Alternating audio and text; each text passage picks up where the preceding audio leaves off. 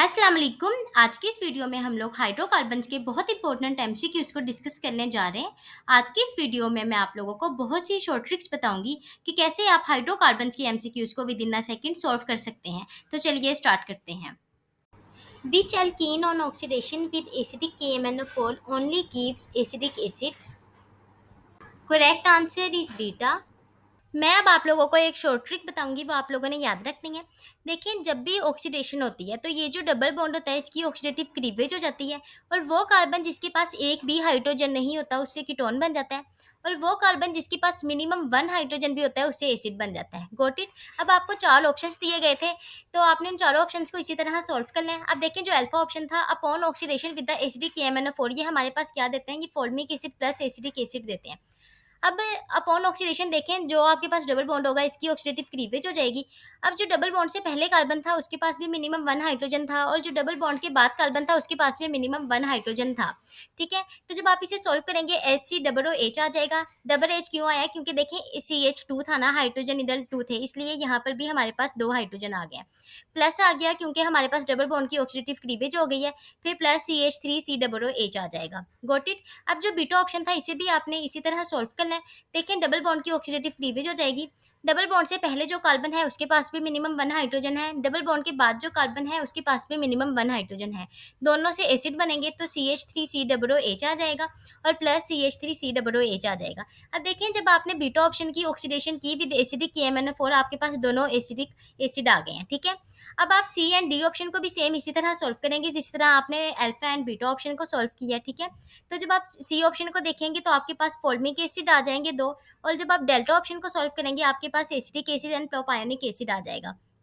अब देखिए, आपके पास ये एमसीक्यूज था ना, तो आपने अल्फा ऑप्शन को भी सॉल्व करके देखा, आपने बीटा को भी सॉल्व करके देखा, आपने सी एंड डी को भी सॉल्व करके देखा। तो क्वेश्चन हमारे पास यही था कि which alkene on oxidation with acidic KMnO4 gives only acidic acid. तो आप देख सकते हैं कि एसिडिक एसिड सिर्फ हमारे पास बीटा ऑप्शन ने दिए थे, अल्फा ऑप्शन ने एक एसिडिक एसिड दिया था, एंड सी ऑप्शन ने हमारे पास एक भी एसिडिक एसिड नहीं दिया था, एंड डी ऑप्शन ने सिर्फ एक दिया था। ठीक है, तो दोनों एसिडिक एसिड किस केस में आए हैं, वो सिर्फ और सिर्फ बीटा ऑप्शन में आए हैं। Ketones can be reduced to corresponding hydrocarbons by, correct answer is delta। आप लोग देख सकते हैं कि क्रेमेंशन रिडक्शन में कीटोन्स रिड्यूस्ड हो रहे हैं एल्केन्स में by using zinc amalgams and hydrochloric acid. Got it. Next MCQs, both methane and ethane can be prepared in one step by the reaction of, correct answer is beta।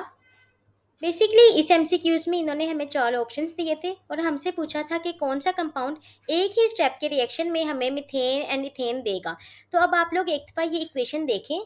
Both methane and ethane are prepared in one step by the reaction of bromomethane.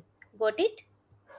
Next MCQs, what are possible products of an incomplete combustion. Correct answer is delta.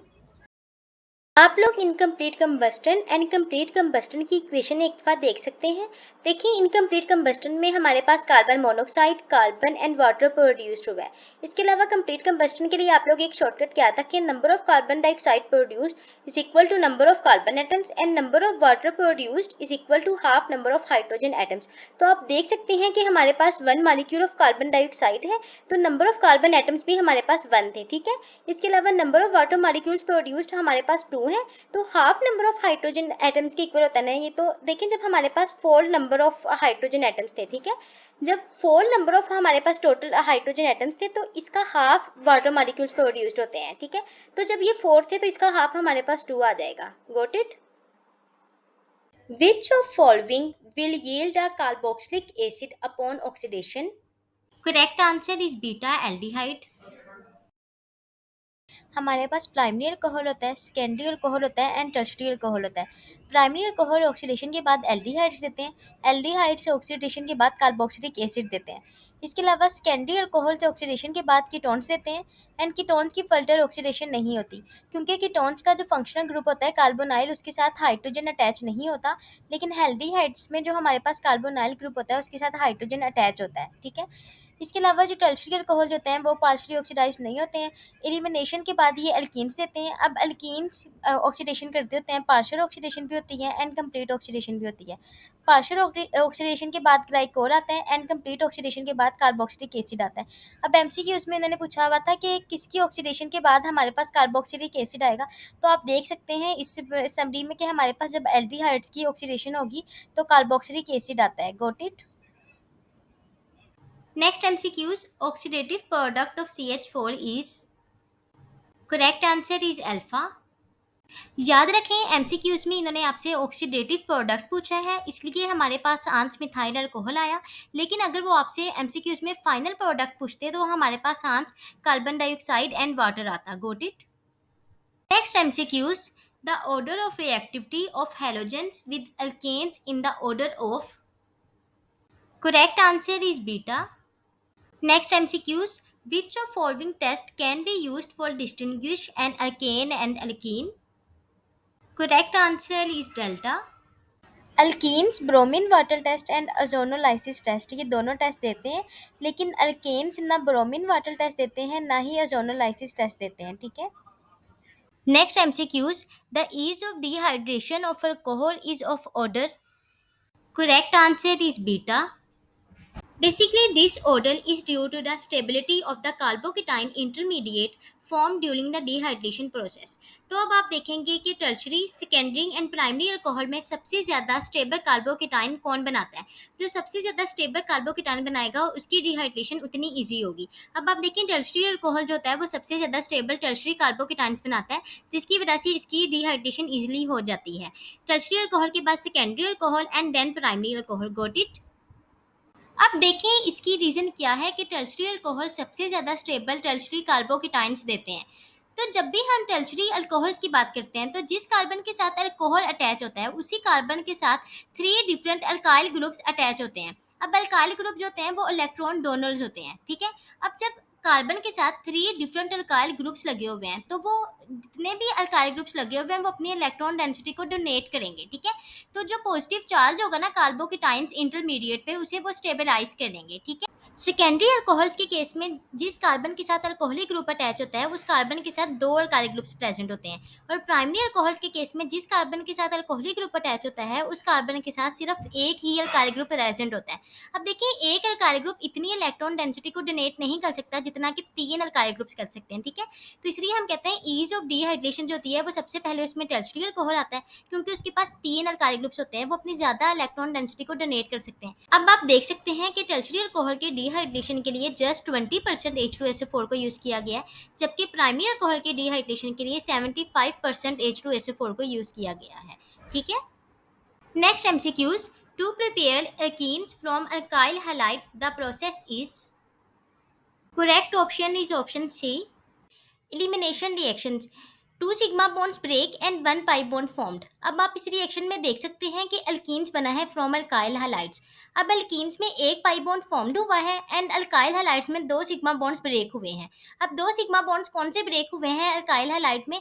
एक carbon और hydrogen के दरमियान जो sigma bond होगा वो break होगा, और एक जो कार्बन और हैलोजन के दरमियान सिग्मा बॉन्ड होगा वो ब्रेक होगा। जब 2 सिग्मा बॉन्ड्स अल्काइल हैलाइड्स के ब्रेक होंगे तो 1 पाई बॉन्ड अल्कीन्स में बन जाएगा। Got it. इसके अलावा आपको ये भी पता होना चाहिए कि सब्स्टिट्यूशन रिएक्शन में 1 सिग्मा बॉन्ड ब्रेक और 1 सिग्मा बॉन्ड नया बनता है। एडिशन रिएक्शन में 1 पाई बॉन्ड ब्रेक होता है और 2 सिग्मा बॉन्ड नए बनते हैं। Got it. नेक्स्ट एमसीक्यूज पर जाने से पहले अगर अभी तक आपने हमारी वीडियो को लाइक और चैनल को सब्सक्राइब नहीं किया तो वीडियो को लाइक एंड चैनल को सब्सक्राइब करने के साथ साथ बेल आइकन को लाजमी प्रेस कर दीजिए ताकि आने वाली हर वीडियो आप तक पहुंच सके। Next MCQs, which catalyst is used to prepare cis and trans alkene, correct answer is alpha. Alkyne से सीज एंड ट्रांस एल्कीन्स बना है और कौन सा कैटलिस्ट यूज हुआ है? लिंडरर कैटलिस्ट यूज हुआ है। Got it. Next MCQs, mustard gas is also known as, correct answer is delta. Next MCQs, the product formed in the reaction of ethyne with dilute H2SO4 and Hg, correct answer is beta ethanol. अब आप लोग देख सकते हैं कि जब ethyne का reaction H2SO4 and Hg के साथ होगा तो हमारे पास अल्कोहल आएगा। Got it. Next MCQs, in which reaction Markovnikov's rule is not obeyed, correct answer is delta.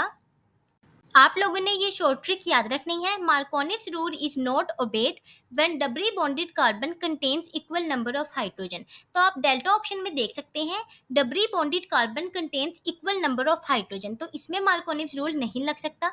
लेकिन आप ऑप्शन ए, बी एंड सी देख सकते हैं, इन तीनों में डबली bonded carbon does not contain equal number of hydrogen, तो इन तीनों में मार्कोनिस रूल लग सकता है। Got it. उम्मीद है आज की इस वीडियो में जितनी शॉर्ट ट्रिक्स थी वो आप लोगों को समझ आ गई होंगी। अगर किसी एमसीक्यूज़ की, किसी पॉइंट की, किसी शॉर्ट ट्रिक की आप लोगों को नहीं समझ आई तो आप मुझसे कमेंट करके पूछ सकते हैं। अगर मेरी वीडियो अच्छी लगी है तो मेरी वीडियो को लाइक एंड चैनल को सब्सक्राइब करने के साथ साथ बेल आइकन को लाजमी प्रेस कीजिएगा ताकि आने वाली हर वीडियो आप तक पहुँच सके। Thank you so much.